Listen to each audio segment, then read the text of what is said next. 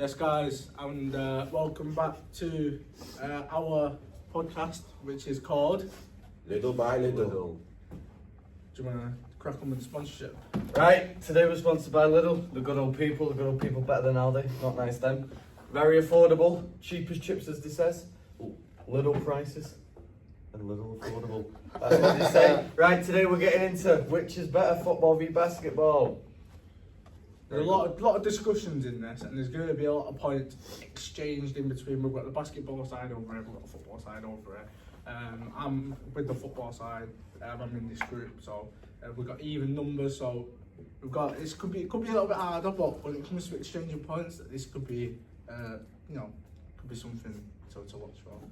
What are you laughing at? I can't do this with him. Right, to kick it off, we're going to start with football, and we're going to go into the category of shooting. So football, can you tell us anything to do with shooting and why you'd say it's harder than basketball? Well, first of all, I think shooting in football is harder than basketball because there's definitely more shot types than basketball. Can you give us some?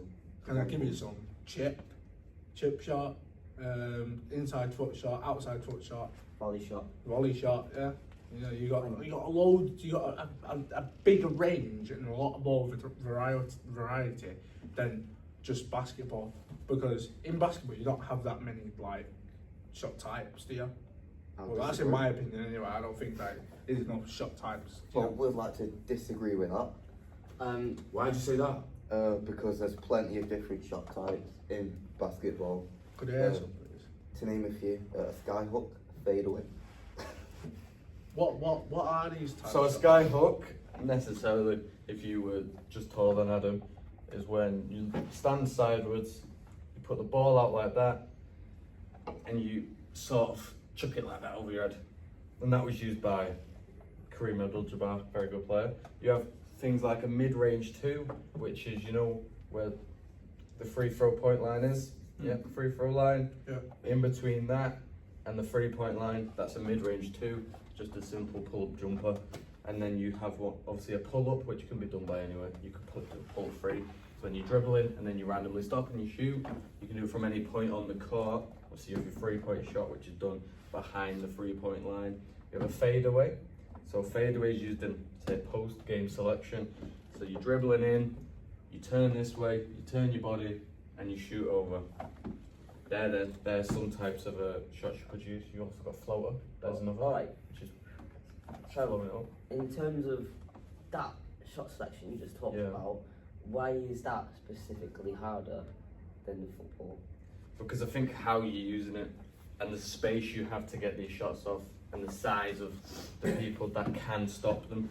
Because obviously in football, only the goalkeeper can use his hands, and that's just been small. But in basketball, due to it being so much smaller and so much closer game, with 10 people on that tiny court, when you're going for a 3-point shot, it's relentlessly tiring to get open. If you're playing, let's say, man-to-man defense, because you're running about, but then someone else is taking you, and each one of these shots can be missed very easily if your feet aren't pointed the right way, if your hands, if you're not hitting it right, if you're not looking at where you want to shoot, if your body's at a wrong angle, they can all miss, which is the same for, let's say, football. But I do think due to how these shots are taken and the angles of your hands and the body position that you need to be in for a set perfect shot, that I do think shooting tends to be harder in basketball. I've got a point to make here, to be honest, because I think I want to say this because it actually does make a lot of sense into the football pitch is bigger, and when I say bigger, I mean it's literally a lot bigger. Shooting, we've seen on for how many years players hitting shots outside the box, and because you've got that type of outside the box shot and you've got free kicks, which in my opinion is a lot harder to score.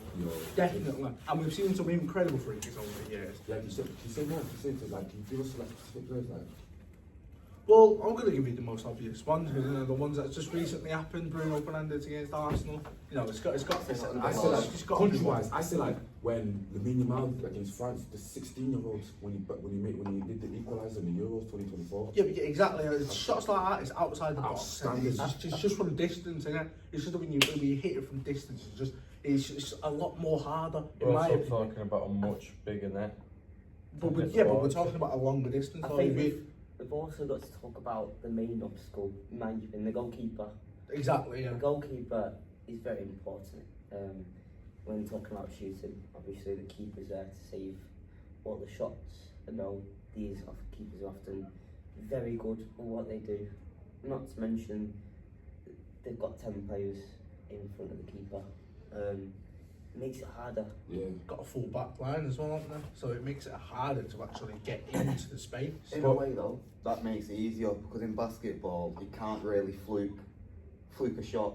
It doesn't really deflect off anyone. It has to be perfect. The technique has to be spot on. In football you can shoot, it deflects. You can hit it wrong and it still go in the other corner. But don't you think, because the keeper, they have to be more precise when shooting? I mean, I wouldn't same. necessarily say so. But I do think, in terms of when you say formation-wise, such as goalkeepers and back fours and all this, the amount of, say, so you come out with 5 on a court, yeah? And you have point guard, shooting guard, small forward, power forward, centre. All these players have those similar roles to what you would have in football, there's just less of them. So point guard, you say he's a midfielder, he brings the ball up. You have your shooting guard, he's more of flashy, he's a bit of a, say, a centre-back, but a bit of a ball centre-back. And you have your small forward, who say you would put as a winger. Your power forward, he's your big man. He's a right back, let's say left back, he's a wing back. And then your centre is your goalkeeper.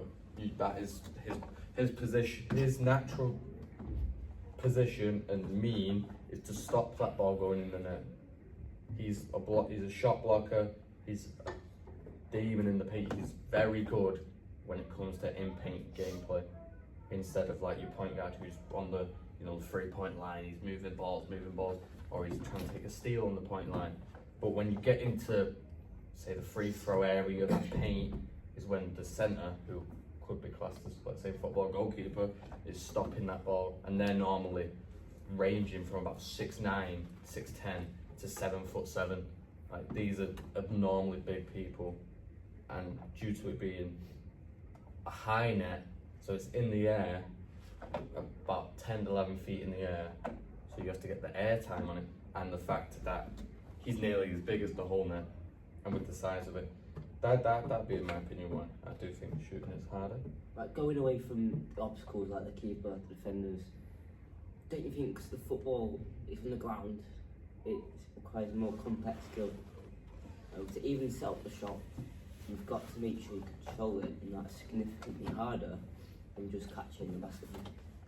Because anyone can just throw a ball. Like, there's a limit where everyone can just throw something.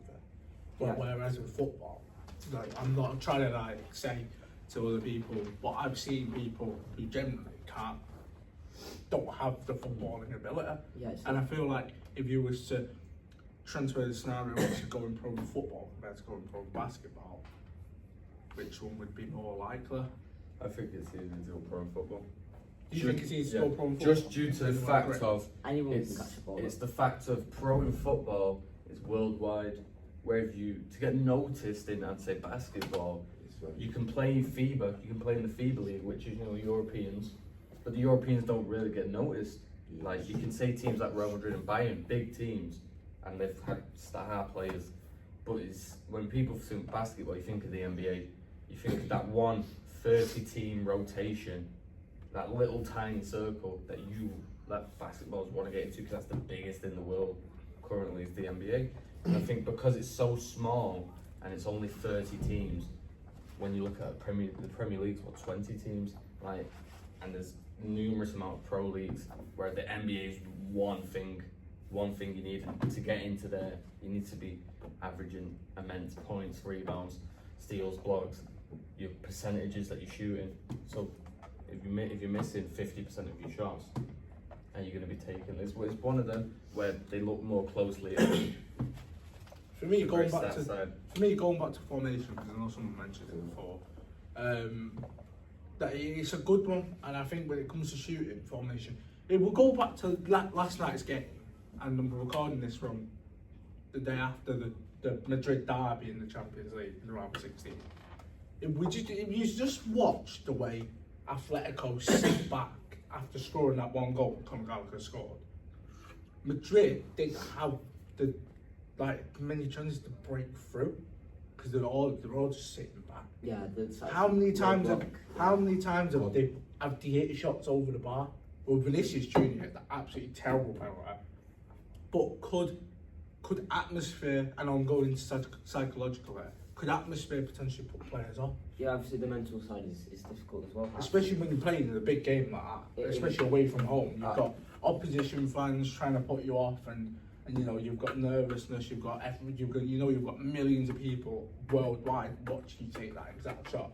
But I think in basketball, I think the mental side's the same. With most sports, you can do that, have a crowd and have people there. Basketball is the crowd, because I'd say in football, there's equal or more of a crowd, I'd say. But because they're so close and they're so close, like you've seen when you watch the Indiana Pacers game against the Detroit Pistons, when the Malice and the Palace, when they started fighting, because it's so close and everyone's fired up and everyone's near each other, like the fans ain't split. Like it'll literally be like in football, you have like a sliver like that is guarded to help for the away supporters. Where in basketball, it's one whole side and there's nothing stopping them. So I think the mental side is big on both sides in any professional sport. I think it's like if the shot clock's down to 2 seconds in basketball and you miss that shot, you're going to be sad. But if it's 90+5 and also in football and you miss that last penalty or whatever, I think emotions will be the same. But I think the demeanour of how small the basketball community is and the people that rule it and the fines and all that you can get, I think it's a bit harder mentally with the punishment they bring out a lot of the time and how teams can discard and get rid of players. Unlike football, it's a bit harder to, I'd say, get rid of someone with their contract, where in basketball you can just axe them off. Okay. So that's it.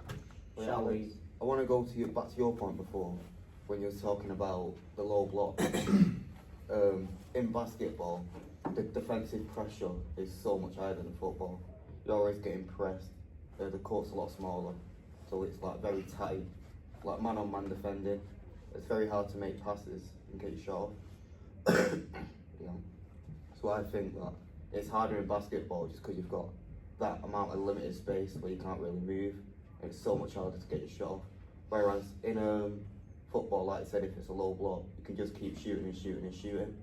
You have to be able to move in basketball to get in the space to make shots. But even if you can't open yourself up to have shots, because at Real Madrid they didn't open themselves a lot to have shots.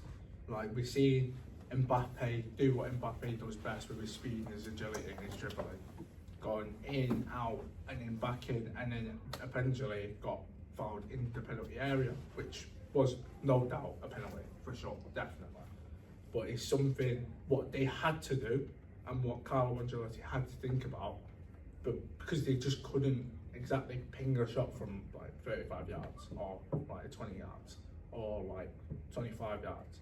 They had to go in and play inwards, because otherwise they're not going to be able to get their shot through in it. Because Madrid had about, especially near towards the end of the game, I seen about 7 players in the box, and I just seen Real Madrid players around them just pushing them further back, and they were just as they were going forward. Madrid players were all just Atletico Madrid players were all just going in the box. But in basketball, you're constantly playing for the point. You always feel like you're on the back foot, whereas you can just sit back in football and just hope for the best. you always have to keep moving and keep playing for that point. So do you not think that's a big factor in why basketball is a lot harder? Don't you think, obviously I know what you said there about moving, but in terms of the way the football's played, obviously you have to kick it with your feet, which, as I mentioned before, is probably a more complex skill. So, in terms of moving about in basketball, throwing it to the opposition, throwing it to volleyball players, isn't that just easier? Well, no, because it's a professional standard. You're thinking of just passing the ball simple. But in terms of football, there's more likelihood of a touch or a pass going wrong. Yeah, 100%. Well, it depends what type of pass you're playing. Because in Let's say long pass. basketball, Any types of pass, Let's you know. say, for example, long pass, for example. but you could do a long pass in basketball. But we've not talked about the surface yet either. Obviously, the surface is going to make a big impact. The weather. Right, we've reached our discussions in the shooting terms. The viewers can decide. Let's move on to passes, the range of passes and pass selection.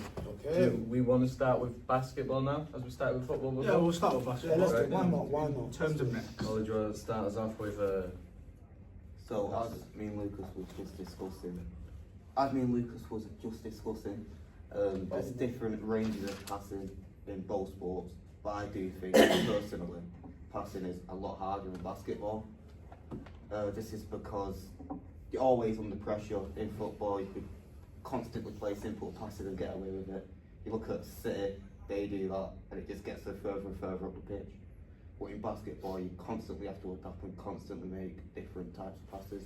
But with City, like, you know, it's just the way Pep Guardiola plays football, though, isn't it? It's a new style of play. It I know works. it works. It's It efficient. definitely does work because you've witnessed it throughout how many years he's been at City and how many years he's used that type of. You never see Pep Guardiola force the ball forward. Like, I've never seen Kyle Walker ping a long ball over to the left winger. I've never seen that. It's right back to centre back, centre back to centre back, centre back to centre back, right back to you know, and so on and so on. It's dominating possession to go forward.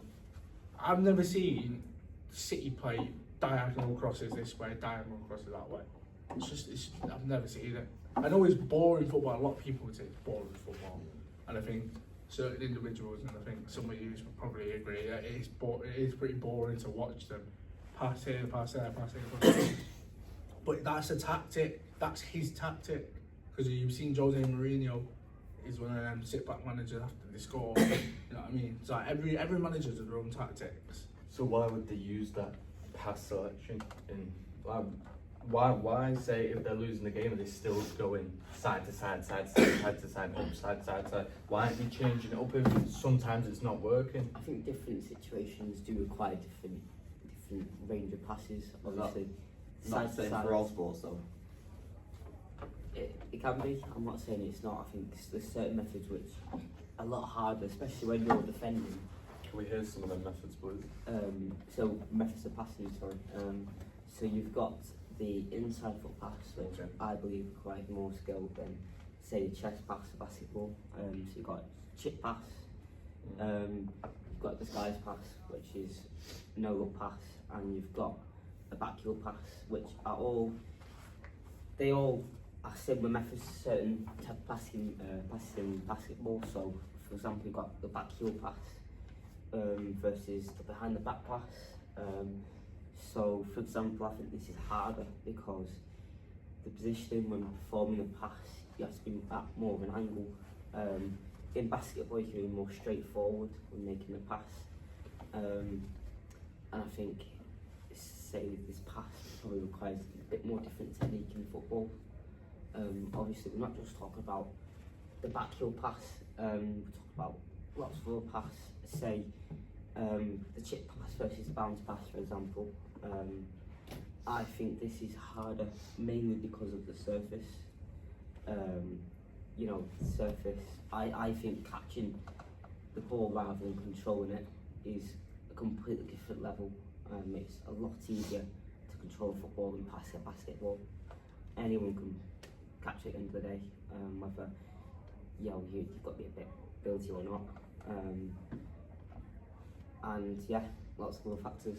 I would disagree with the bounce pass one.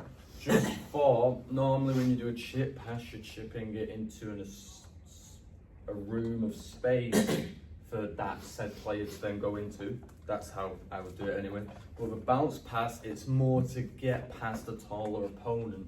But then when you face taller opponents, they have a longer width of arm span. So, and not unnecessarily with the basketball being a size 6, a professional basketball, it's heavy. It's not too heavy, it's light enough to bounce, but if your fingers aren't in the right, if you aren't ready to catch that ball, seriously damage your fingers. I think no-look passes in basketball tend to be harder due to the fact of the weight you need to put on it needs to be right, and where you're throwing it, because many times say I can do a no-look pass, if I'm not looking and that plays, it's the same in it. With all no-look passes, if the player moves, the ball's not going to him. If the weight's not right, so no-look passes can be the same, But but the surface, if it bounces, makes it worse in in my terms of what opinion. you said about the way of the pass, is that just the same in football then?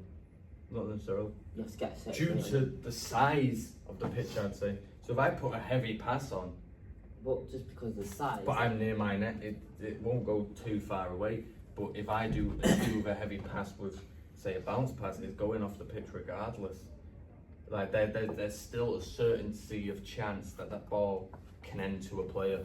But in basketball, it's not going to a player. I say if you put a different weight in a pass in football, I say if you was to go for just a normal pass in the ball, say if you don't put enough power in it, it doesn't go exactly straight through, then there's a chance it could be intercepted. You've got to think of. But I think there's more of a chance. You've got to think of.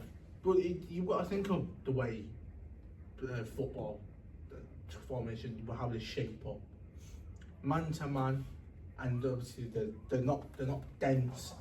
They're quite sparse. And what I mean by sparse, about quite like dotted about the place. So they cover more of your players, and that's why players need to make runs, and that's why they need to get out of them tight spaces to get into to a lot more spacious tight areas.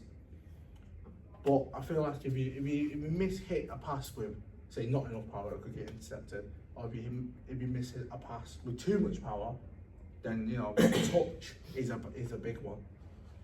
Controlling the touch with your foot is not exactly easier. It's not exactly easier than controlling a catch, is it? Because I'm pretty sure we can all agree that catching the ball is near enough just standing, isn't it? Oh, I've seen Adam try. Well, it generally depends on what I'd say. Say if in terms of getting out of tight spaces, it's the same, because in basketball they're not just they're all put different places. Like they're not all, and they can all move around to take over plays and who's swapping and stuff like that. But when you get into a space and get the ball, it's the case of if you're trying to shoot that ball, as soon as you fake and now you're here, you catch the ball. If that pass isn't good enough and you can't just bring it right up, then a player's onto you. Do you know what I mean? It has to be a good pass. Like you can't really fluke a pass in basketball because someone is getting that ball in the professional league. And I think in football there's been times where we've seen flukes of passes, like someone's just absolutely mishit the ball and we've seen it go in the net, or we've seen mishits of the ball and it just absolutely turn into a beautiful pass. But I do think we should talk about when we would use these passes and how they would come across and succeed. Well, I think when is like, it's just game based scenario, isn't it? So it's like, it's whatever situation you get in. So like, you can't just say, all right, when I'm walking out into this pitch, right, I'm gonna hit a long ball pass in the 20th minute. You can't predict that. It all depends on how the game goes and what you have to do to try and go forward and win the game, isn't it? So it's not like you can predict what's going to happen. No, I'm not saying about presuming. I'm saying there's definitely times where like there's situations in the game where that pass should be used and shouldn't be used. Well, 9 times out of 10, near enough every pass should be used at least once. There's lots of distant situations where, say at the end of the game where you are passing from side to side, you're gonna have to move away from that. You're gonna have to adapt more to maybe a long ball style, maybe inside the foot pass for some magic, for some creativity, and obviously moving away from the kind of technique side. I think a factor that we need to bring in is team coordination. I think 11 players in a football pitch is a lot harder to read your teammates based on specific situations where, say if you've got the ball, it could be a great pass, but if they're not reading that pass, then what's the point? You know what I mean? And there's lots of situations where it will be based on intelligence of other players, not just yourself. If you get what I mean.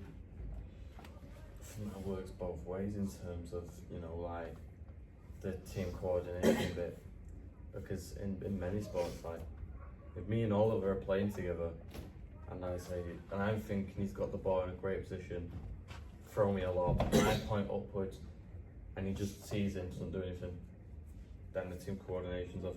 I think that's the case for all sport. I think in terms of obviously like the tempo of the game always matters. Like if we're sprinting forward, I'm not gonna just do a chest pass because he's turning away from me. I might do an overhead one so you can catch it on your run, or I might skip pass it across the court, switch the play, or say if you are running and you're tall enough, I'll give you an alley-oop. Do you know what I mean? It's just shot selection like that, but just with, I think there's, But we can establish different passes. yeah, So what pass we got for basketball, and then what pass we got for football, and then after that, you know, yeah, we can establish. Shall we move into dribbling? I think that'd be best. Yeah. Yeah, let's do it. So, dribbling, guys. What should we start with? Football, basketball? We'll start with football because Yeah. we'll do a bit Back of and it. forth. It's a Yeah, little bit back back and and forth, forth. Yeah, I mean, yeah. Let's So- do it. Dribbling. Straight away, first thing is the environment, obviously. Ooh. In basketball, you've got the same kind of surface every single time. You're indoors. In football, you know, you've got a lot of things potentially against you, like the weather. You're right, it might sunny in it. You've got that. Obviously, that's going to impact the way you dribble, the way mentally how you feel about taking the player on. I think obviously the mental side is a lot harder in football as well. There's going to be more expectation on you. I think in basketball you get defenders dribbling out. In football you don't see that as such. Even with big spaces, you know, you've, like I say, it's before you even dribble, you've got to control the ball. You've got to have the same. You've got to have the right technique to bring it down. You've got to look up, and again, it depends on how your other players move for you as well. Because obviously to dribble you need lots of room, and if your own teammates aren't giving you that room or bringing the defender out, then that's not just on you. So yeah, that's one of the many factors which why I think dribbling is hard in So basketball. you said to dribble you need loads of room. Yeah. In Not basketball, all the time. in basketball the court is a lot smaller than football. I don't think you specifically need room. I think obviously room just creates it. You can't just go without any space at all. But I think the way in football you are going to be trapped. You're going to be trapped by more than one player. Yeah. In basketball, because there's less players, you know, there's less team pressure on you. In football, where obviously you've got more players, you've got other players marking other players, you've got more against you than for you when dribbling. Yeah. Or like statistically, I'm not showing the stats, but Why not showing the stats? not to speak, but if the stats, there's more of a chance of dribbling going against you than for you. Yeah. In basketball, I'm sure you can get the stats up, but dribbling in basketball is probably more statistically backed up. Probably. I don't know that. What's your thoughts? So as I said before, it's a smaller area, less room to dribble. And you keep saying there's more numbers in football, but the room's a lot bigger, whereas in basketball, less room, less people, more tighter. There's also loads of rules that make dribbling a lot more difficult in basketball. For example, you're not allowed to travel, you're not allowed to double dribble. There's nothing like that in football. in basketball you can only hold the ball for 24 seconds before a turnover, I think. Yeah. I thought I was wrong about that. Okay. But which makes it harder to dribble because the game's a lot faster pace. The surface as well, bouncing a ball on a slippy surface. But can I say something? It's slippy though. It is Well, let me slippy. say something. It is really slippy. So like you're talking about rules, yeah. You're talking about the rules, right? So like let's say for instance, like rules in basketball, like let's say double dribble, like it's visual, like you can see that someone's double dribble, yeah. Whereas like in football, like when someone does like let's say compare tackle and foul, yeah, like it could be either a foul and it could be a tackle, but we don't know that because like, it's up to the ref. But we can see that it's a double dribble, but like sometimes some the ref can't see it as a tackle or something. Yeah, like but what do you mean like that? It's got the same video analysis such as VAR, but better. But refs don't use that sometimes though. No, but But we can agree that VAR at the moment, and there's been a lot Oh my of criticism towards VAR, especially these past few seasons. Rightly so. And we Tell me we about can it. all agree. We on can that. all agree. And I'm 100%. pretty sure Right. everyone can say that. There's a lot of decisions that should never, ever sort of stood and should definitely be overturned the opposite way. For example, I keep going back to all the time, the Luis Diaz versus Tottenham with the my- offside call. Oh What are you going on about that? Yo, Oh my God. we both know that That is was. one that is definitely he's not offside. That's what I'm doing. Is what is the goal didn't 100%. stand. The communication, I don't know if any of you have heard the video of the VAR officials. Oh my god.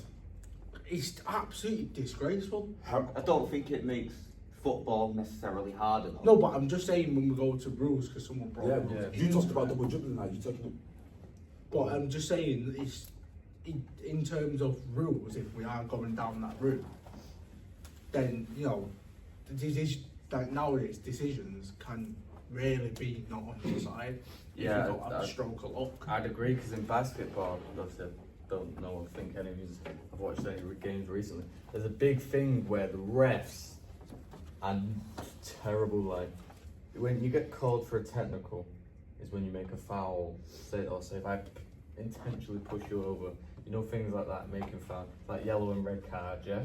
But people are now getting technicals for like. Say if you go and do a great play, you just dunk the ball out and then you shout, woo, technical. The refs in basketball are 100% against you, and it's very obviously. You watch clips of Luka Doncic or Jason Tatum, they're big ones. They've got technicals for doing these sorts of plays, and for some reason get them. But I do think the rules are quite against you. Like obviously you have 24 seconds to shoot. So in the time you don't, other team's ball, play on again, double dribble, and travelling, they're quite easy things to do. Obviously if you lose your pivot foot and all that. So I just think there's them type of rules, but I think practically, would you say cover dribble, or have you got anything? No, So- should we move on to defending? Start Yeah, with I basketball. think we should go into defended. We'll start with basketball for the last skill. So I don't have my book on me, so I'm just gonna get this up what I got last time. But it's again just to start off our basketball, our defending debate with the rules, and to show why defending was made so much harder. I think after this one we've covered all Yeah, the points. to and be then honest. use of So, space. yeah. Easier formations as well. Yeah. Someone's very hungry. So defensive. We're starting off with basketball, aren't we? Yeah, we Yeah, are. we'll start with Start basketball. was you. Yeah, yeah. Start start with on basketball. Come on then. Right, so obviously because it's in a smaller area, the defending is a lot more tighter. In basketball, it typically depends to be one player and another player very tight. And obviously the opponents who you're defending against are a lot bigger, so it's a lot more harder to get past them, especially within that smaller area. Which means for the defenders, they do need to have those quick and sudden reactions because of how fast-paced the game goes due to the 24-second rule. Also, if you even make a slight bit of contact when trying to defend, that gets given as a foul, which obviously makes it a lot harder because it's a non-contact sport. Whereas in football, you could wipe out someone, get away with it. I know a lot about doing that, obviously. But it depends what team. we were talking about it. Depends so what team. we've got to add something like that. It just depends what team, is And it? often in a basketball, the defenders are often left in 1v1 situations without any cover due to the limited amount of players on the team. But couldn't you say that in football as well? You could, but it doesn't happen So as many often. situations where in football, it's a bigger pitch as well, you've got to defend more room. Yeah. In basketball, you're defending less room. But just a point I'd like to make, it's a lot more physically demanding. We need to think about sizes, like, because obviously it's like back four, and it's I say like for me, like back four is very hard, like for me. So imagine all that stress and tiredness when doing back four, all that defenders going back and forth. Some of them have to go back and forth. Think about that. It's like It's the same in basketball though. Well, yeah, but you're on the court. It's small. When football it's like what, 57,000, It's 60,000. like I'm gonna put us in this scenario where, because we've gone over this scenario before when we've been sat in sport lessons and stuff like that. The ball goes over to the left winger, but he's just into the opponent's half. But then he's gonna drive forward, right back comes out. Then that means everyone's got a shift, like move over. Like you've got a centre back's got to move over towards the right back spot to cover. Then the other centre back's got to move over to the other centre back spot to cover there. Then the left back's got to move over and cover. But that means at least you've got some sort of cover in basketball. But That never tends to happen. say if you have people who are, let's say, not experienced on the pitch, but that could be probably due to injury, or your main players out through to injury or something like that, or they're not available for some reason. But then you've got someone who's not experienced into professional football and just come in. What if they don't adapt to it though? It can make it's a lot harder. Say he doesn't adapt to it. It's exploit space on the other side. The ball switches to the other side. You could talk about experience in any sport though. You can speak about it in basketball, and you can even go to sports like darts, where a young player might not know how to handle a bad crowd. Experience is the key part of any sport, really. In terms of how we defenders tactically see the game, I think in terms of what footballers who defensively has to be more tactically aware, definitely. There's lots of situations where you've already said one-on-one situations, which is fair enough. I think both sets of defenders are in very difficult situations. In terms of football, you're defending more space. I think in terms of when the other team attacks, you've got to be more socially aware of other players. There's going to be more different runs. There's a lot less you can see as a defender because the pitch is bigger. So it could take simple, just run around the back post in football and then it's a goal. I think the mental side, I think defenders in football get injured a lot more. I think that definitely gets into their head, mainly because of the studs, of the study boots. Football is more of a contact sport, though, isn't it? In my opinion, I disagree, but that's just because have you ever fallen 10 feet from a flipping onto wood? Have you ever? Like I'd say it's a softer ground. So when if I'm on them 6'9" big man's, I'm like, and this 7 foot fella's coming to dunk on me, and I go, right, I'm going to block your shot. I jump with him. If I jump and lose my support in the air and fall on my back or my leg, it is getting crushed.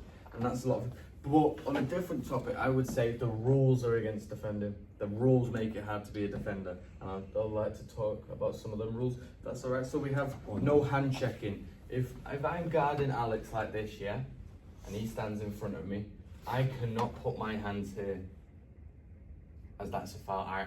That was a rule change back in the day when around Michael Jordan was playing, so it make it easier for him. So I can't do that. I can't touch Alex here because he can draw a foul. So defenders now have to give you space. That is dangerous. You can't give people space. The restricted area rule, which practically means if you come up for a layup or a dunk, I cannot stand in the semicircle under the paint like this to get a charge. So if you hit me, it don't count. I'd say another rule, 3 second rule. I can't be in the paint for 3 seconds. So if I'm in that paint in the most, what's the word, like Cool. easiest to score area on that pitch, if I can't be in there for 3 or more seconds, I can't. The freedom of movement, I can't impede you from cutting away. I can't go, oh, I can't stop you like that. I have to let you go. Continuation, if you shoot a shot and I foul you and it goes in, the shot still counts. So no matter that I've tried and stopped it and fouled you, if you still score, it still counts. Your flagrants, which can give you possessions such as free throws, which is practically more or less a guaranteed bucket. Instead of like a simple free kick, you practically just score a free throw, which you get. Obviously, you can't hand check on the perimeter. Your 8 second rule. So when you're defending, I can't slow you down because your team has to get past that halfway point in 8 seconds. If you don't, it's our ball. So you can't have slow defensive play. It has to be fast. But it's been declared that, obviously, when it comes to fouls and stuff, it's all been declared that football is a contact sport. Yeah. You are allowed contact Yeah. as long as you make contact with the ball as well. Yeah, physically. Physically, it's a contact sport, Legally as well. and basketball isn't a contact sport. But then it was a contact sport, but it was too dangerous to still be a contact sport. Well, But you can argue that football is dangerous as well. I wouldn't Look say how- as dangerous. Yeah, especially because of the footwear. Stuff I've- like that. I've- All that hitting I've seen so many all that injuries. slide tackling, all that dangerous Adam, I tackling. guarantee your leg would shatter if you fell on that floor. There is ways